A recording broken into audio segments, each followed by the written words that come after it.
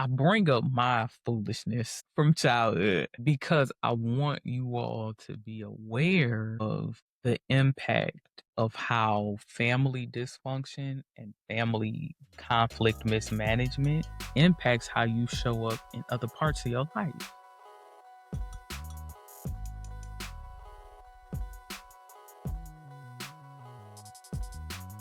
Hey, y'all. Welcome back to the Fast Forward Podcast. We are continuing our conversation on conflict management. And for today's episode, I actually want to continue the talk on strategies because I was thinking about when folks manage conflict, we talk a lot about style and personality, but then we don't always measure outcomes. And so I thought it was good to spend some time discussing that. Now, as a part of the conversation on outcomes focus on performance, productivity, and behavioral change. Again, productivity, behavioral change, and performance. When you think about what performance is essentially how you succeed or fail. And especially in the context of work, actually, I'm gonna look at work and family because I think that's important because families do perform. That's a whole other conversation. When you think about work performance, work settings where people get along and y'all have fun and you're very social, but you don't get anything done, that leads to almost as much conflict as environments where people do a whole lot but hate each other. I think sometimes at jobs we lose the plot. Like there are some teams that is very clear what performance looks like. Sales will be a really good one. Some aspects of marketing as well, because you can count how many impressions did we have, did we film all or produce all of our campaigns. IT, especially help desk, that's very easy to calculate. Did you resolve all the tickets? How long did it take you to answer the call? How long is it taking you to respond via email or whatever the case may be? But there are other departments where it's very difficult to calculate what good performance looks like. HR is one, finance is another, especially certain aspects related to like, let's say it's P&A, financial planning and analysis. Bookkeeping is different because it's like, okay, if it's accounts payable or accounts receivable, did we pay all the bills? Did we receive all the bills? Did we respond appropriately, etc.? But if you work in a department or a function that it is more difficult to calculate what performance looks like, as the leader, you will have to do that yourself and then communicate that appropriately to the team. Success should be layered. So you have just the overall vision of what successful performance looks like for your department. But then it should be broken down by annual performance, quarterly performance. And again, if it's already been prescribed and baked into the business's strategy, cool, rock with that. But if it is not, as the leader, you need to come up with that because the definition of good performance is what is going to help ground the team in the moments where conflict is quickly escalating. And so even when you're assessing who is wrong, who is right, the validity of majority opinions, because remember we talked before about Hegelian versus Lockean theory, right? When you're doing all those assessments, performance is the great standard by which you measure and assess arguments.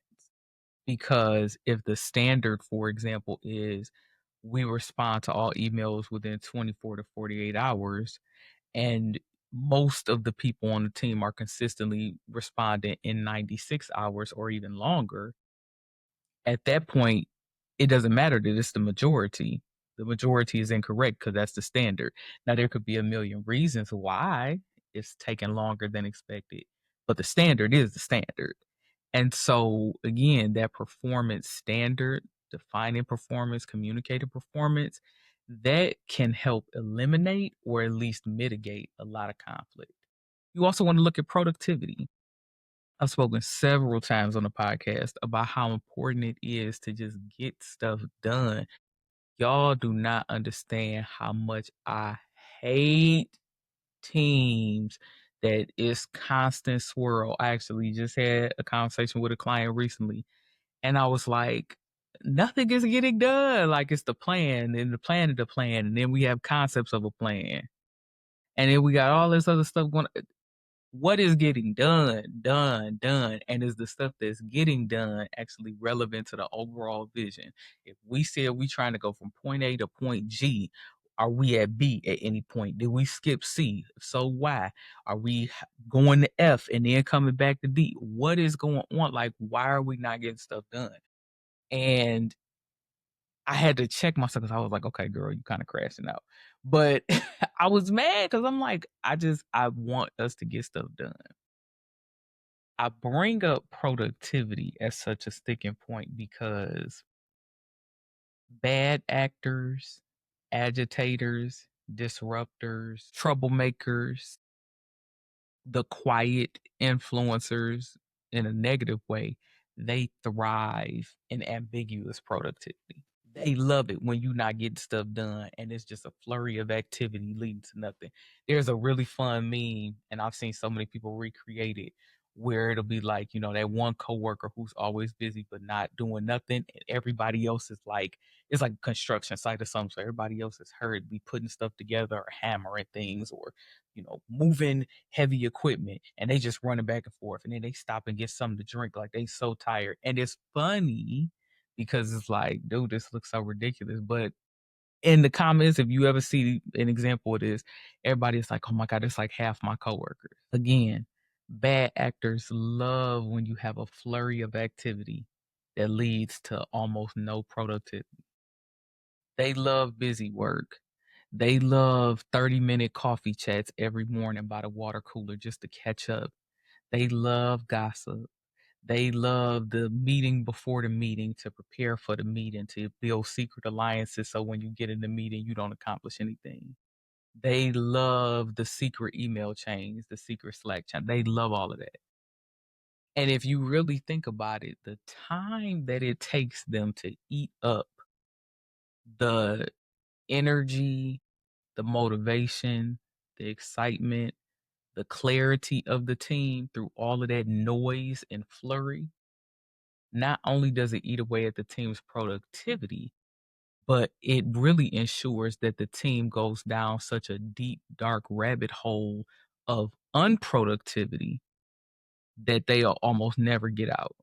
Like, I've worked jobs and I've seen in some of my clients where it's like people have been up to so many shenanigans for years, to the point that you basically got to either fire or retire them just to start getting back to productivity. That is insane. And as the business leader, you are responsible for that. You are responsible for managing that. And you have to ask yourself, why am I allowing this to occur? Right? Like, why are you letting this go on like this? What does it do for you to watch this?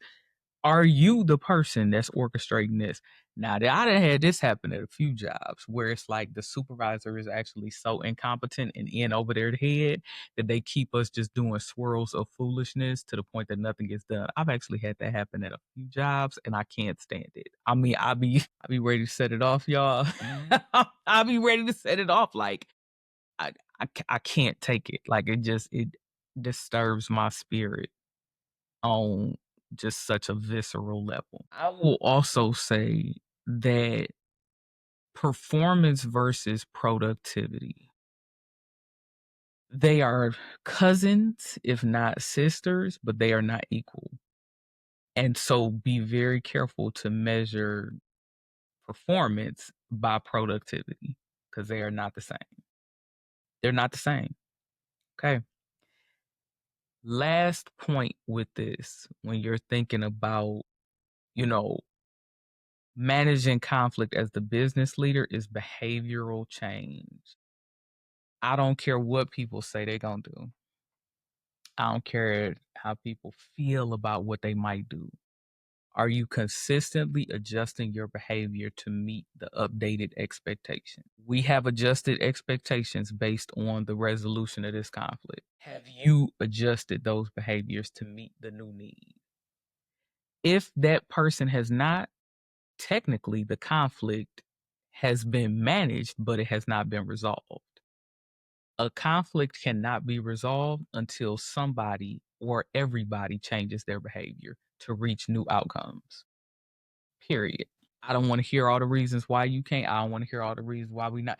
Once we sit down and go through the conflict management process and come up with a plan, and everybody gets a chance to empty out, and we talk about all our feelings and all of the reasons why, and this happened, and then you said this. Okay, we do that. We could even do that for weeks. But when it all comes down to it, I'm gonna need you to change that behavior. I'm gonna need you to change that behavior. And I'm gonna need you to change that behavior too. And when you change your behavior and you change your behavior, these are the outcomes that we should be able to predict. Can we all agree on that? Okay, if we didn't come to the agreement, I shouldn't be checking in with you 3 weeks, 3 months down the line, and you still doing the same thing. And sometimes conflicts escalate, especially between colleagues, because one person puts in the work to make the change and somebody else does not. And they watching that person still be counted in positive performance or be counted in the team's productivity, even though they are digging their heels into the ground to still be on the same BS. You cannot allow that. Not as a leader. And this is where you have to check your ego because sometimes it's your favorite person. I talk in Evolution to Equity in my book about the roles that your teammates and your subordinates play to you as the leader. And one of the roles is the coddler, where it's like they feed your ego so much and they coddle and baby you so much as the leader, you will overlook their bad behavior all the time. Even though you might know in your heart that at the root of all the team's conflicts, somehow they playing a role, but you won't say nothing because they subsidize your immaturity. That's a you problem. That's a leader issue. And so as you are managing conflict as the leader, right?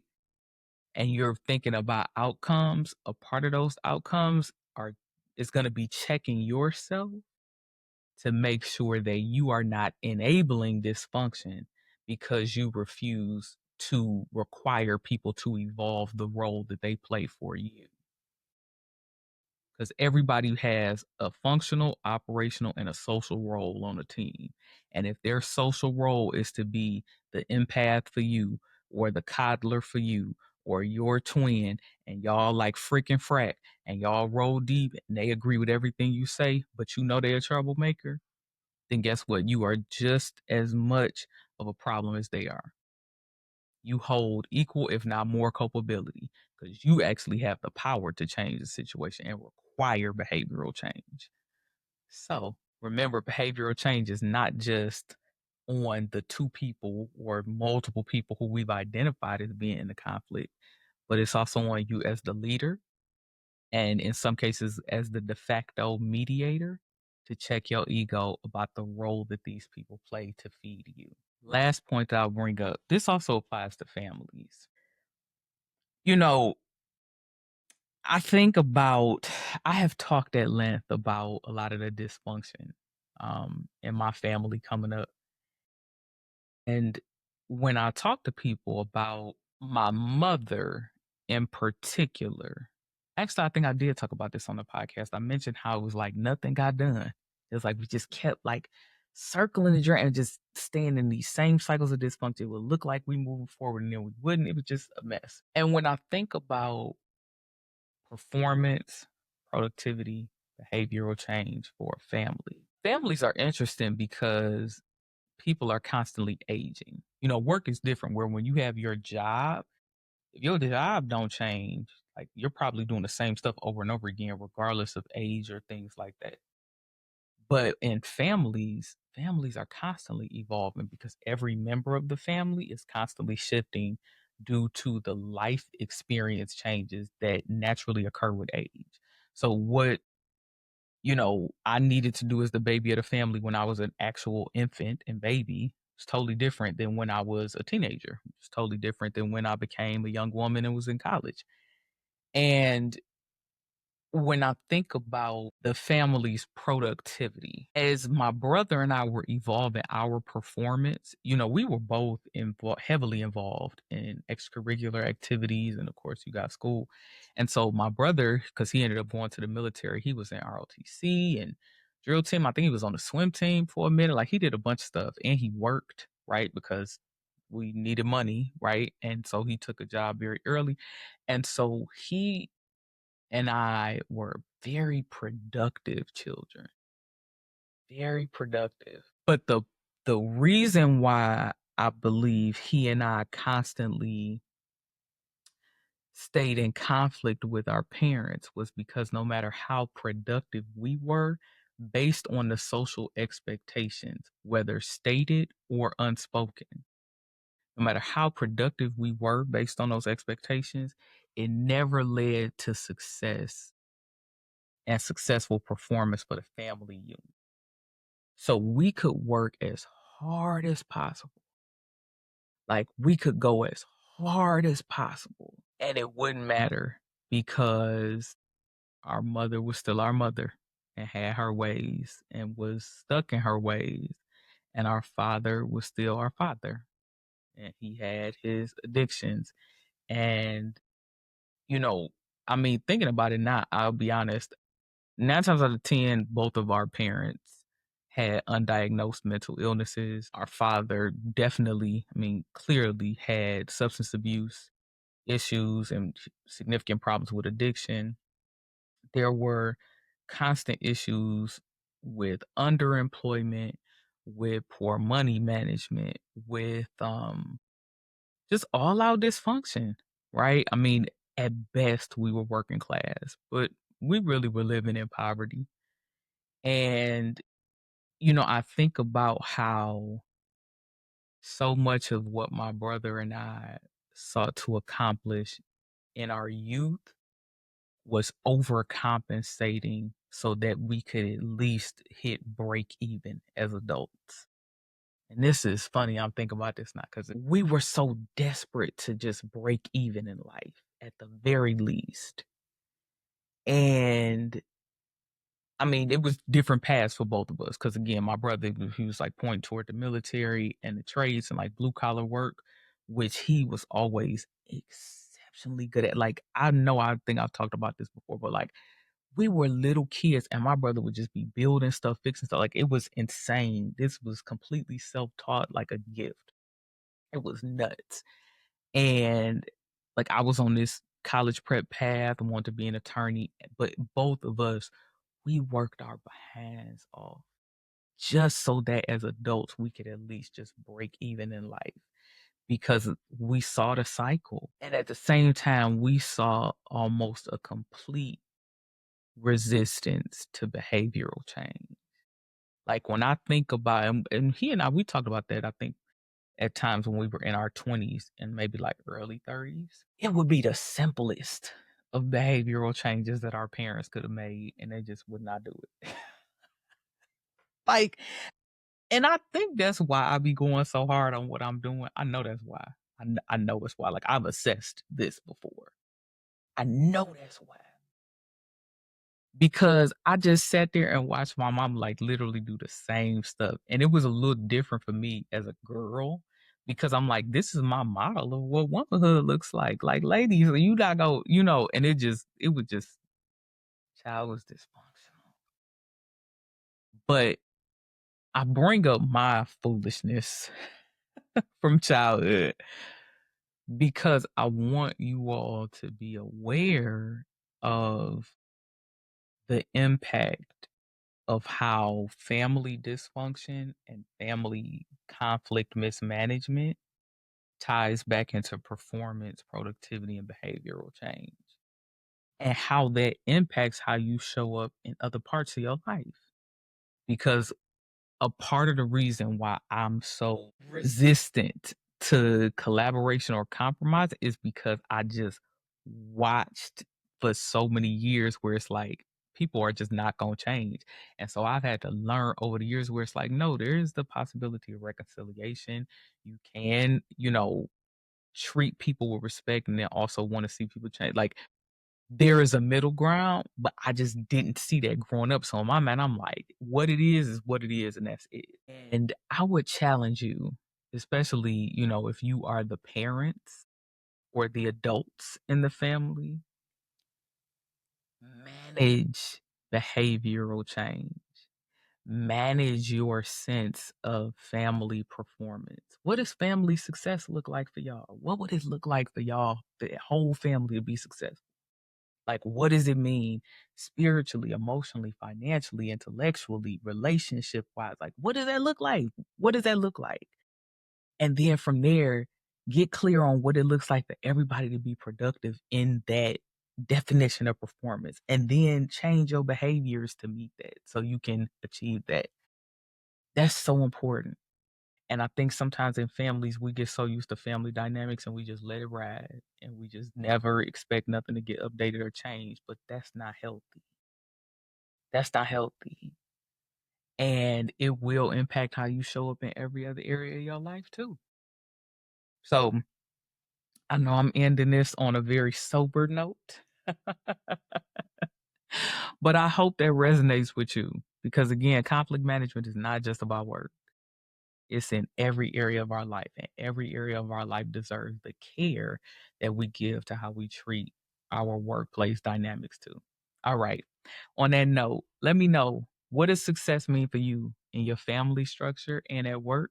How are you managing behavioral change? And what does it mean for you to be productive in your life? Let me know down in the comments. And of course, be sure to like, share, and subscribe. And I will catch you in the next one. Bye.